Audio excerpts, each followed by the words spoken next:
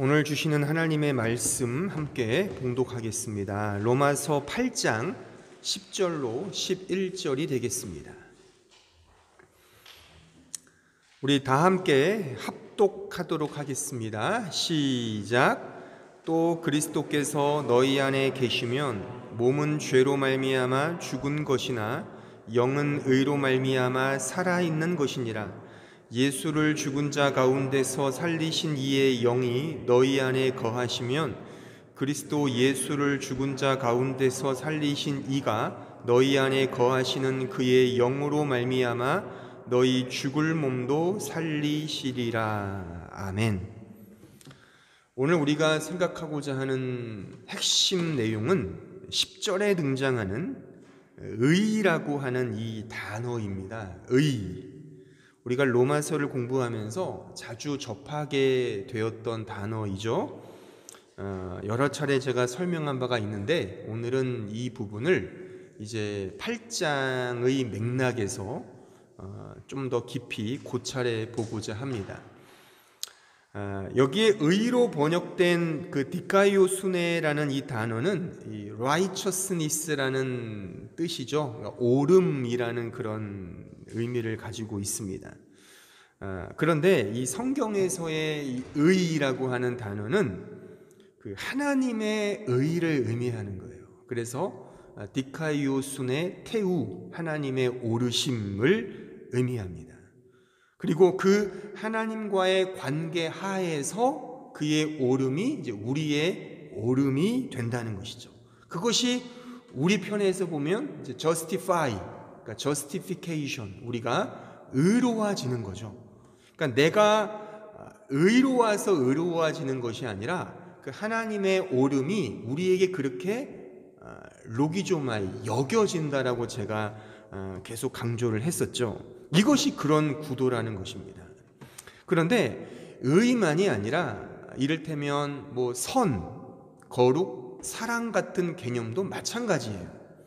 그러니까 우리 편에 내가 선하게 되는 것, 내가 거룩하게 되는 것, 내가 사랑이 되는 그런 차원이 아니라 성경에서는 하나님만이 선이시고 하나님만이 거룩이시고 하나님만이 사랑이세요. 근데 우리가 그와 관계를 맺을 때 그의 선과 그의 거룩과 그의 사랑이 이제 우리의 것이 된다는 것이죠. 이런 차원에서 오늘 이 의도 마찬가지예요. 그래서 우리가 justify 되는 겁니다. 하나님의 오르심이 우리의 의가 되는 겁니다. 내가 정당해서 정당함을 이루는 것이 아니라 하나님의 그 정당함이 우리의 정당함이 된다는 그런 차원에서의 말씀입니다. 예를 들어 그 정당방위라고 들어보셨잖아요. 어떤 사람이 아주 극악무도한 그 사이코패스 그 연쇄살인범을 만났어요. 분명 그 사람은 그 사람을 죽이려고 하겠죠. 그때 그 죽음을 피하기 위해 옆에 있던 돌멩이로 그 살인범의 머리를 가격해서 죽였어요. 그러면 분명히 죽인 거지만 그건 정당방위라 그러잖아요. 그런 상황과 그런 환경이 그 동일한 사람을 죽인 그 살인을 정당하다라고 그렇게 여겨준다는 것이죠. 마찬가지로 우리는 죄인입니다. 여전히 죄인이에요. 그래서 우리는 하나님의 진노와 하나님의 심판을 받을 수밖에 없어요. 우리에게는 그 어떠한 정당함이 없어요. 그런데 여기서 디카이오수네 테우, 하나님의 의가 우리의 의로 그렇게 여겨지게 되었다는 것입니다. 하나님의 오르심이 우리의 오름이 되었다는 것. 이것이 정당함이에요. justify, justification, 우리의 정당함이 그렇게 이루어졌다는 것입니다. 오늘 본문에 보면 이 정당함에 대한 구체적인 양상이 드러나 있어요. 저는 그것을 세 가지로 설명을 해드리려고 합니다. 무엇보다 오늘 본문 10절 앞부분을 한번 다시 보세요. 본문 10절 앞부분을 보시면 그리스도께서 너희 안에 계시면 몸은 죄로 말미암아 죽는다. 제가 지난 시간에 설교한 부분이죠. 이 부분을 통해 우리는 첫 번째 정당함의 양상을 도출해낼 수 있습니다. 그건 뭐냐면 신자는 하나님으로부터 죽음에 대한 정당함을 받았습니다. 죽음에 대한 정당함을 받았어요. 그러니까 다른 말로 이것은 무엇을 의미하냐면 신자는 죽음이 끝이 아니라는 사실을 의미하는 거예요. 세상은 다 죽음이 끝이다. 그래서 죽음을 두려워하지만 우리 예수 믿는 신자들은 죽음을 넘어서는 자라는 의미인 것입니다. 예수 그리스도 안에서 죽음을 이해하고 적용하는 사람이 바로 우리 신자라고 하는 사실입니다. 세상은 죽지 않기 위해 열심히 살아가죠. 또한 죽음이라는 그 병에 걸리면 거기에서 양산되는, 드러나는 아주 수많은 어떤 그 증상들이 나타나거든요. 그런 것들이 우리에게 많은 근심과 걱정거리들을 안겨주죠. 다 죽음이라는 것을 원자로 하여 우리에게 나타나는 현상들입니다.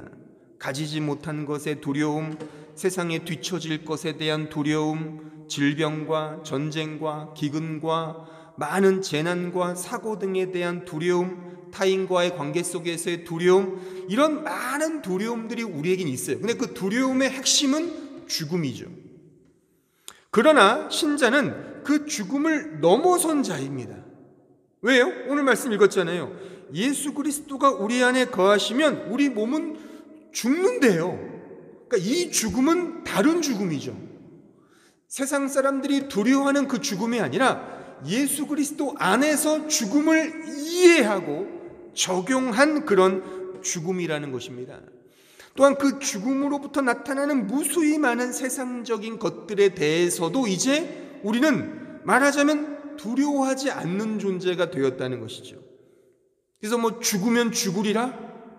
그런 믿음으로 사는 존재가 바로 우리 신자라는 것입니다. 자, 로마서 8장에 가보세요. 8장 38절, 39절을 보시면 내가 확신하노니 사망이나 생명이나 천사들이나 권세자들이나 현재일이나 장래일이나 능력이나 높음이나 깊음이나 다른 어떤 피조물이라도 우리를 우리 주 그리스도 예수 안에 있는 하나님의 사랑에서 끊을 수 없다. 여기에서 핵심은 사망이에요. 첫 번째 나온 사망, 죽음. 이 죽음이 결코 하나님과 뗄 수 없다, 그 말씀이거든요. 그러니까 우리는 이런 존재라는 겁니다. 죽음을 뛰어넘는 존재, 거기에 집착하거나 천착하지 않는 존재가 바로 우리 신자라고 하는 사실입니다. 우리 신자는 예수 그리스도로 말미암아 몸의 죽음을 이해한 자가 바로 우리 신자라는 것입니다. 그렇기 때문에 죽음에 대해서 초연해할 수 있고 또한 죽음이 내포된 이 세상의 것들에 대해서도 넉넉한 마음으로 바라볼 수 있는 것이죠. 이런 의미에서 성경은 이 죽음을 이런 식으로 메타포합니다. 이렇게 은유를 하거든요. 자, 마태복음 8장에 한번 가보세요. 8장 23절로 27절. 배에 오르심에 제자들이 따랐더니 바다에 큰 놀이 일어나, 그러니까 파도가 쳤다는 거죠. 배가 물결에 덮이게 되었으되 예수께서는 주무시는지라. 그 제자들이 나와 깨우며 이르되 주여 구원하소서, 우리가 죽겠나이다. 예수께서 이르시되 어찌하여 무서워하느냐, 믿음이 작은 자들아 하시고 곧 일어나사 바람과 바다를 꾸짖으시니 아주 잔잔하게 되거늘 그 사람들이 놀랍게 여기르되 이가 어떠한 사람이기에 바람과 바다도 순종하는가. 지금 여기서 보면 이 말씀은 풍랑이 이는 그 배 위에서 예수님이 주무시는 장면이거든요. 아니, 어떻게 이런 상황에서 주무실 수 있을까요? 이게 무슨 의미일까요? 아, 예수님이 정말 피곤하신가 보구나. 그래서 그 이야기를 지금 기록한 겁니까? 성경이? 그렇지 않아요. 성경에서 잠은 죽음을 메타포합니다. 죽음. 또한 이 풍랑이 일었다는 것은 세상의 죽음, 세상의 걱정, 근심을 의미하거든요. 그러는 가운데 잔다라는 것은 거기에 대해 나는 상관이 없다, 관심 없다라고 하는 사실을 보여주는 겁니다. 이 풍랑이 있는 한복판에서 예수님은 주무시고 계세요. 죽었다는 겁니다. 나는 관심 없다. 또한 이 예수를 믿는 자도 동일하게 이렇게 살아가는 자라는 것입니다. 요한일서 5장 4절에 보세요. 무릇 하나님께로부터 난 자마다 세상을 이긴다. 세상을 이기는 승리는 이것이니 우리의 믿음이다. 이 세상의 죽음, 세상 것들에 대하여 이기는 것은 오직 믿음이라는 것입니다. 이런 예수님의 스토리가 동일하게 우리 베드로 사도를 통해서도 연출되거든요. 베드로가 감옥에 갇히잖아요. 거기서 그가 쿨쿨 잤어요. 천사가 와서 그의 옆구리를 막 쿡쿡 쳐요. 일어나 일어나. 어떻게 그런 상황에 잠이 올까요?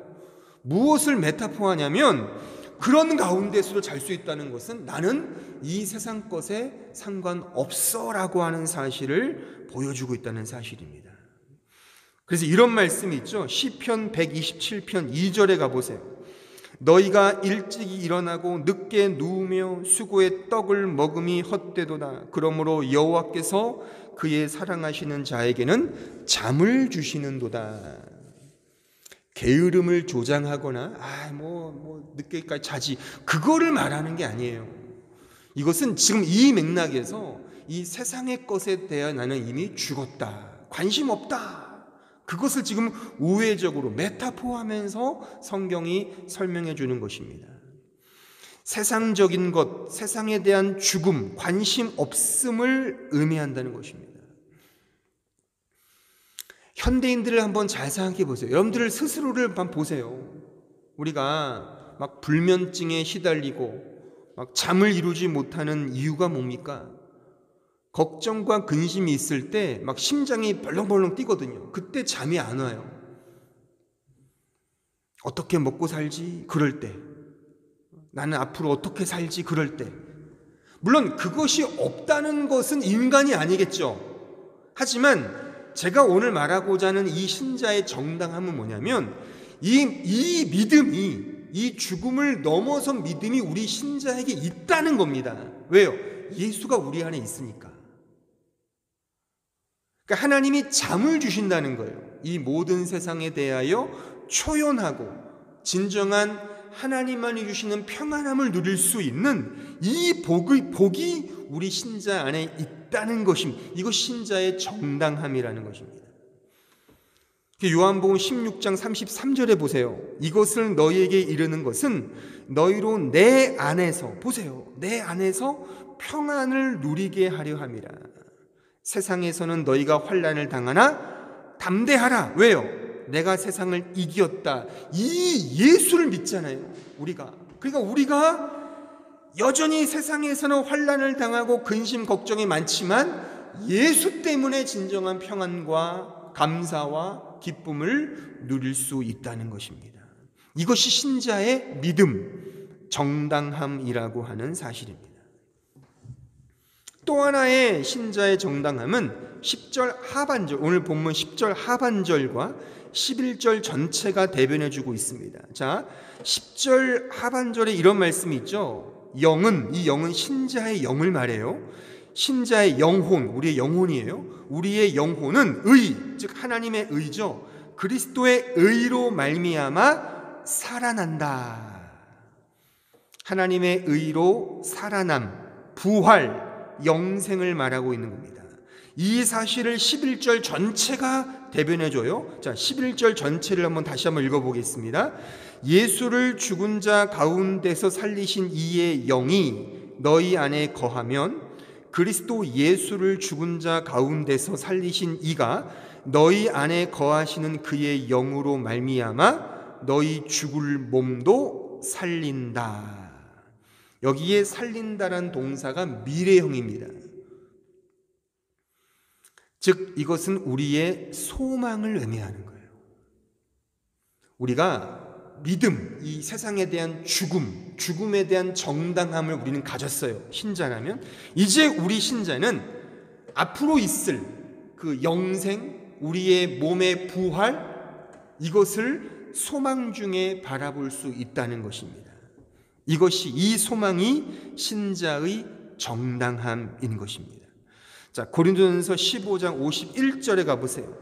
보라, 내가 너희에게 비밀을 말하노니 우리가 다 잠잘 것이 아니요 마지막 나팔에 순식간에 호련히 다 변화되리니 나팔 소리가 나매 죽은 자들이 썩지 아니할 것으로 다시 살아나고 우리도 변화되리라. 이 썩을 것이 반드시 썩지 아니할 것을 입겠고 이 죽을 것이 죽지 아니함을 입으리로다. 이 썩을 것이 썩지 아니함을 입고 이 죽을 것이 죽지 아니함을 입을 때에는 사망을 삼키고 이기리라고 기록된 말씀이 이루어지리라. 성경에서의 잠은 죽음을 의미한다 그랬죠? 다 잔대요. 죽는 거예요. 그렇지만 예수 그리스도 안에 진정한 영생과 진정한 부활과, 여기 말씀 보면 호련이 다 변화된다. 아주 우리가 상상할 수 없을 그런 신비로운 역사가 이제 미래에 우리의 몸에 도래한다는 사실. 이것이 신자의 소망이에요.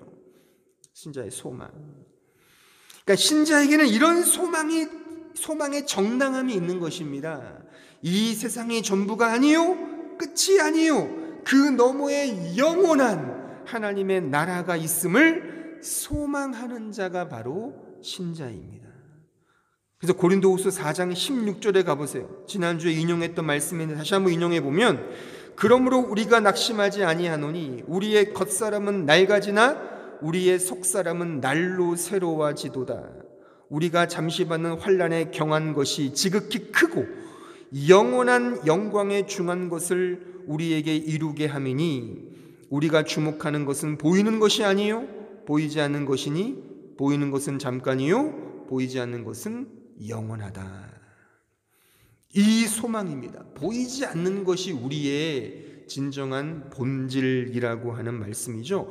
그 다음에 고린도후서 5장 1절에 이런 말씀이 있어요. 이런 맥락에서 1절 2절을 보시면, 만일 땅에 있는 우리의 장막집이 무너지면, 장막은 우리의 육체를 의미하는 겁니다. 장막집이 무너지면 하나님께서 지으신 집, 곧 손으로 지은 것이 아니요 하늘에 있는 영원한 집이 우리에게 있는 줄 아느니라. 참으로 우리가 여기 있어 탄식하며 하늘로부터 오는 우리 처소로 덧입기를 간절히 사모하노라.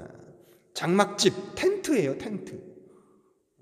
텐트가 오래 갑니까? 기껏해야 며칠 몇 달 가겠어요? 근데 여기 집, 하우스죠. 벽돌집, 얼마나 튼튼하겠습니까? 비유예요, 비유. 말하자면 비유지만 이 비유가 우리의 이해 속에 굉장히 뭔가를 주잖아요. 우리의 육체는 결국에 죽습니다. 무너집니다. 하지만 그게 끝이 아니라는 거예요. 영원한 하나님의 처소, 그의 집이 있다는 것, 이 소망이 우리 신자의 정당함이라고 하는 사실이에요. 이런 믿음, 죽음에 대한, 이 세상의 것에 대한 나는 죽었어라고 하는 이 믿음, 또한 미래, 앞으로 이 말, 하지만 하나님이 주신다고 하셨기 때문에 확실하겠죠.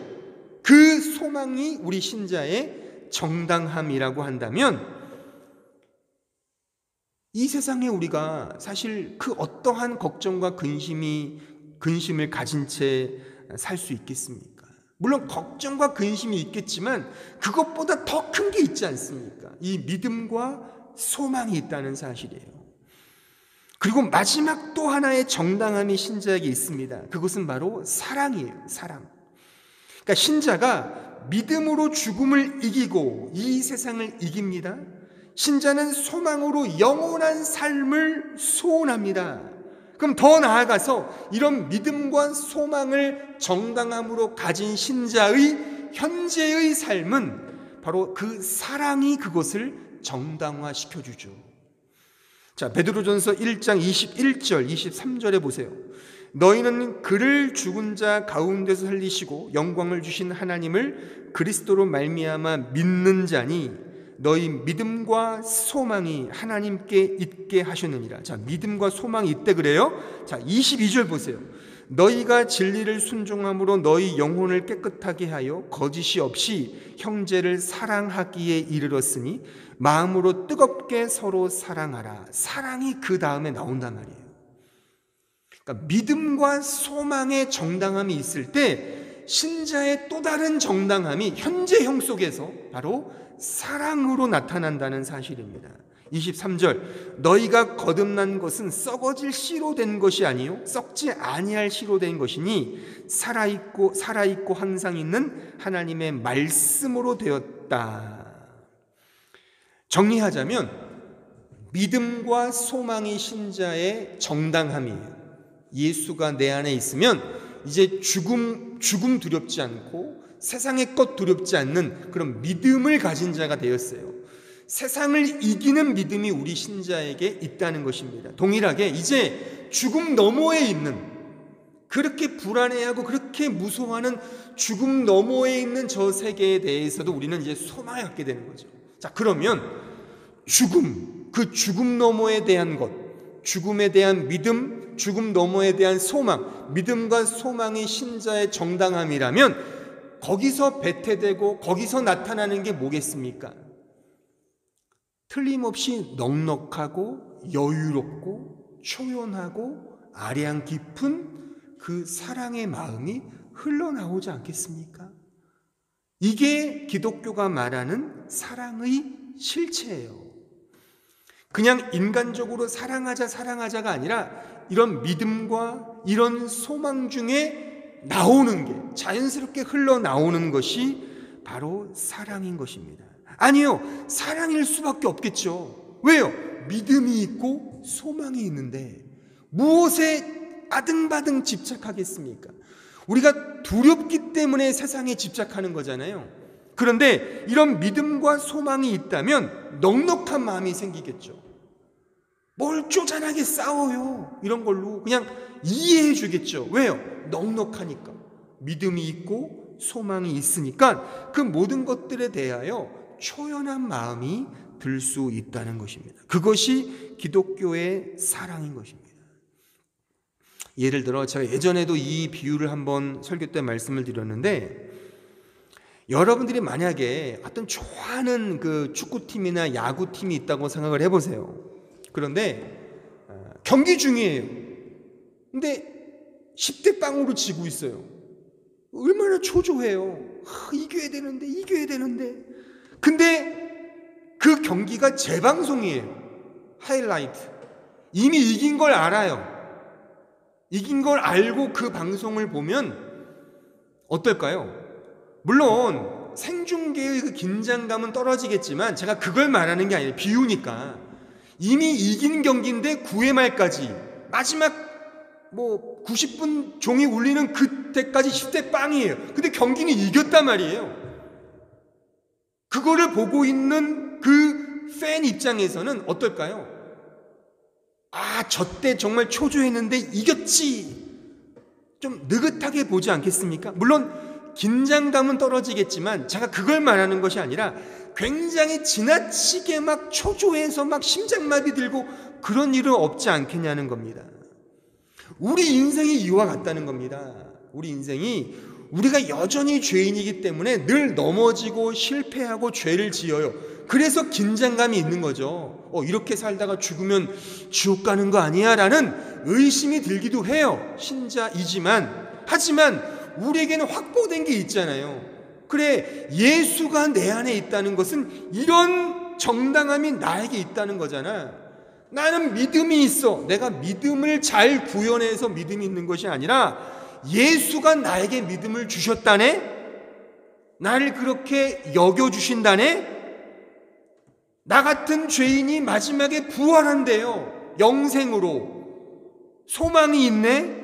그러면 뭐를 초조해하며 무엇을 걱정하며 무엇을 염려하겠습니까? 물론 염려와 근심이 있죠. 왜요? 여전히 죄인이니까. 하지만 지나치게 극단적으로 좀 미칠 것 같아, 그러지는 않겠습니까? 진짜 신자라면 이 복이 있는데, 이 정당함이 신자에게 있는데 어떻게 그렇게 극단적으로 걱정과 근심에 빠질 수가 있겠습니까? 떨어지고 실수하고 넘어지더라도 다시 오뚜기처럼, 그래, 나를 일으켜 세우시는 하나님의 은혜가 있지라고 다시 일어서는 겁니다. 이 정당함의 시선이 나를 바라보는 것이 아니라 하나님을 바라보기 때문에 이 정당함의 능력이 나에게서 나타나게 되는 거예요. 그래서 믿음 생활은 나 자신을 바라보는 것이 아니라 나를 정당하다고 인정해 주신 그 하나님을 바라보는 싸움인 것입니다. 그래서 하나님이 나를 끝까지 그의 열심과 그의 의지로 나를 계속 이끌고 가실 것을 믿는 거예요. 그것이 이 세상에서의 죽음도 뛰어넘고 죽음 너머의 것도 뛰어넘고 그 믿음이죠, 소망이죠. 그 믿음과 소망을 가진 신자가 이제 현재 이 세상에 기거하면서 이제 어떻게 살 수 있겠습니까? 넉넉한 마음으로 사는 거죠. 막 쪼잔하게 막 눈치 보고 막 혈기 부리고 막 싸우고 내 거야 네 거야 막 이런 거 아니잖아요. 다 하나님 건데 뭐가 문제겠습니까? 주신 이도 하나님이시요 가져가신 이도 하나님이고 이 삼라만상이 다 하나님의 것인데 그의 자식인 내가, 그의 아들인 내가, 그의 딸인 내가 뭐가 걱정이겠습니까? 그런 넉넉함이 내 믿음 속에서, 내 소망 속에서 막 쏟아져 나오는 거예요. 이게 흘러 넘치는 이 모습이 신자의 사랑인 것입니다. 이 시선이 나를 고정시키는 것이 아니라 나를 위해, 나를 향해 일하시는 그 하나님을 향할 때 더 폭포수와 같은 그 은혜를 경험하지 않겠습니까?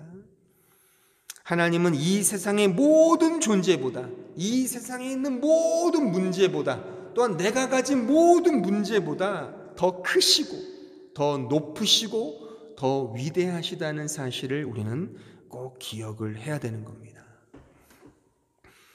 그 개미가 초당 1cm씩 간다고 한다면 지구 한 바퀴를 얼마 만에 도는 줄 아십니까? 지구 둘레가 4만 킬로미터라 그러잖아요. 그러면 초당 1cm씩 개미가 간다고 한다면 이 지구를 한 바퀴 도는데 얼마의 시간이 걸리냐면 126년 309일 7시간 6분 40초 걸린답니다. 계산기로 찍어보니까 그렇게 나온대요. 126년 306일 7시간 6분 40초 만에 개미가 지구 한 바퀴를 도는 거예요.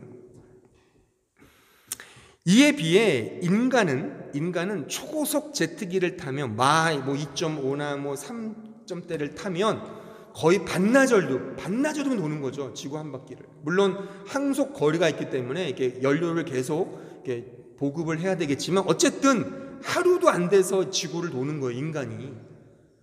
그러니까 만약에 개미가 이 초고속 제트기를 탔다고 해보세요. 상상해보세요.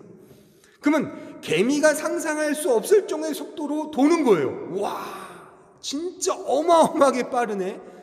아마 그 경험은 신세계의 경험 이상일 겁니다. 개미 입장에서는요. 상상할 수 없는 속도로 지구를 도는 거죠. 아니, 나는 126년이 걸리는데 어떻게 하루도 안 걸려서 지구를 돌아? 와, 이 인간은 신인가 봐. 아마 그렇게 생각을 할 겁니다. 그만큼 인간과 개미의 차이는 어마어마한 차이죠. 그런데 보세요. 하나님과 인간의 차이는 얼마일까요? 어떨까요? 분명한 것은 인간과 개미의 차이보다는 비교할 수 없을 만큼의 더 어마어마한 차이일 겁니다. 왜요? 사실 보세요. 개미나 인간이나 사실 피조물이잖아요. 같은 급이거든요, 사실. 그렇지만 하나님은 급이 달라요.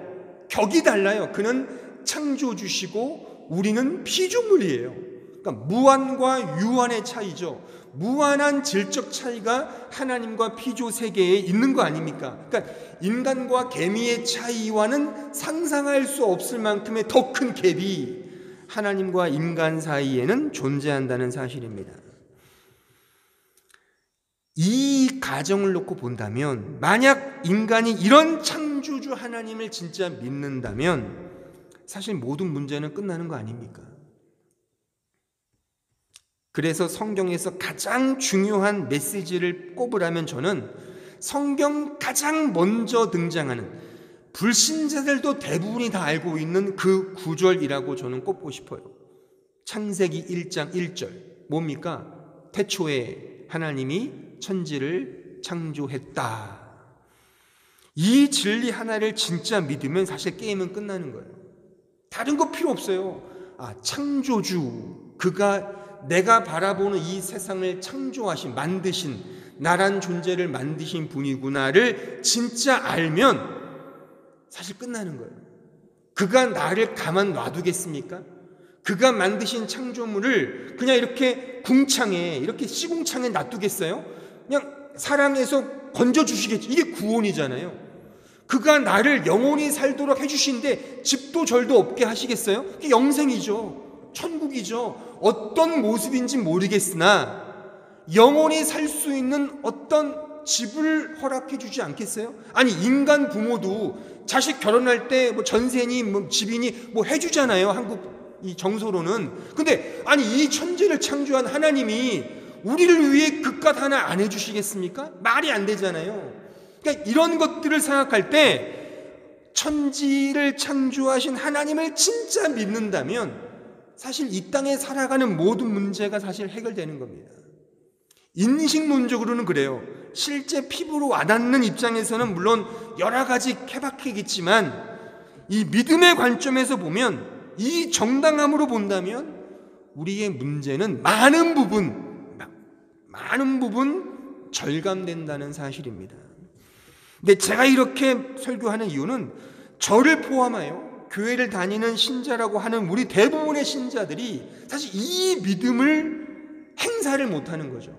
언제나 보이는 것에 집착하여 이 어마어마한 창조주 하나님을 놓친 채 언제나 죽음에 걱정하고 죽음으로부터 양산되는 많은 걱정거리들과 염려 때문에 잠을 이루지 못하고 잠 못 이루는 밤을 막 허덕이면서 그렇게 불면증에 시달리고 힘들게 고달프게 인생을 살아가는 거 아닌가. 그래서 나에게 잘해주시면 감사하고 못해주시면 불평하는 늘 그런 다람쥐 쇠바퀴 돌아가는 신앙생활을 하는 것이 우리의 현실이라면 이거는 성경이 약속하는 정당함과는 다른 모습이 아니냐.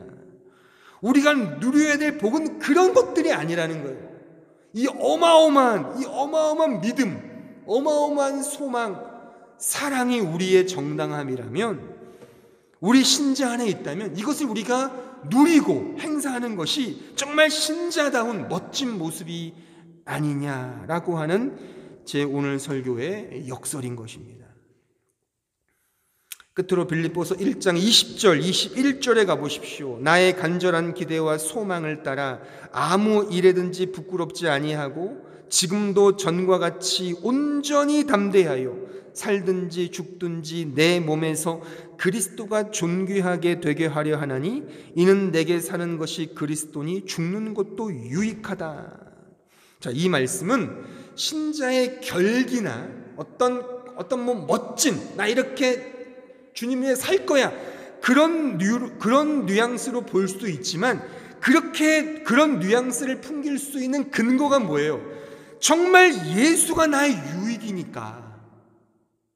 그렇지 않겠어요? 정말 예수가 나의 유익이니까 이런 고백을 할 수 있는 거죠. 그렇잖아요. 그러니까 이 뉘앙스 내면에 숨겨져 있는 이 어마어마한 그리스도의 유익을 우리는 바라보자는 겁니다. 우리의 믿음, 우리의 소망, 우리의 사랑은 오직 예수 안에 있습니다. 우리가 믿음을 행사하거나 내가 소망으로 막 붙잡는 그런 내 노력이 아니에요. 내가 사랑을 실천하는 그런 세상적인 그런 정도가 아닙니다. 우리 안은 이미 예수의 그 믿음, 예수의 소망, 예수의 사랑, 그 하나님의 사랑이 우리 안에 정당함으로 내재되어 있다는 사실입니다. 우리에겐 여전히 정당함이 없지만 그리스도의 정당함이 우리의 정당함이 되었다는 거예요. 이 정당함을 누리자는 겁니다. 나는 이런 존재구나. 이제 세상과 죽음을 이기는 믿음이 내 안에 있고 내세와 천국, 부활과 영생을 소원하는 그 소망이 내 안에 있고, 그럼 이 믿음과 소망이 내 안에 있다면 이제 우리는 이 땅에 살면서 세상 사람들과는 결이 다른 진정한 하나님의 사랑을 흘려줄 수 있는 그 사랑으로 살아가는 그런 신자구나라는 사실을 확인하여 신자만이 이 예수 안에 있는 이 믿음, 소망, 사랑을 이제 풍성하게 누릴 수가 있는 것입니다. 이것이 신자의 복이에요. 복. 우리가 그렇게 좋아하는 복. 이 믿음, 소망, 사랑이 신자의 복이라니까요. 부디 이 복을 더 깊이 누리며 이 복을 향하여 사랑하는 주의 백성들이 되길 진심으로 바랍니다. 다 함께 기도하겠습니다. 신자의 정당함, 제가 세 가지를 말씀을 드렸습니다. 믿음, 소망, 사랑입니다. 우리가 잘 아는 믿음, 소망, 사랑. 믿음, 소망, 사랑. 이것은 단지 인간이 노력하고 행사하는 그런 실천적인 내용보다 더 본질적으로 예수 안에 있는 그 은혜의 내용이에요. 그것을 우리의 정당함으로, justification, 우리의 정당함으로 주신 겁니다. 이제 우리는 이 복을 향유하며 누리는 자로 사는 겁니다. 한 주간의 삶을 돌이켜 보시면서 또한 다가올 한 주간의 삶을 기대하면서 내 안에 있는 믿음, 내 안에 있는 소망, 그 믿음과 소망이 사랑으로 흘러나도록 더 멋지고 더 정말 다이내믹하게 세상 사람과는 그 결이 다른 그 멋진 그 풍미를, 그 면모를 보일 수 있는 그런 참된 신자가 되게 해달라고 다 함께 합심하여 통성으로 기도하겠습니다. 은혜로우신 아버지 하나님 감사합니다. 오늘 신자의 정당함에 대하여 확인했습니다. 믿음입니다. 세상을 이기는 믿음입니다. 죽음을 두려워하지 않는 믿음입니다. 또한 죽음 너머에 소망을 갖는 겁니다. 영생을 소원하는 것입니다. 내세를 꿈꾸는 것입니다. 하나님의 나라를 사모하는 것입니다. 그 소망입니다. 그 믿음과 소망 속에서 나타나는 사랑입니다. 우리의 삶 속에 신자된 이 정당함이 드러나도록 축복해 주시고 이 놀라운 복을 더 풍성히 누리는 저희들 되게 하옵소서. 예수님의 이름으로 기도합니다. 아멘.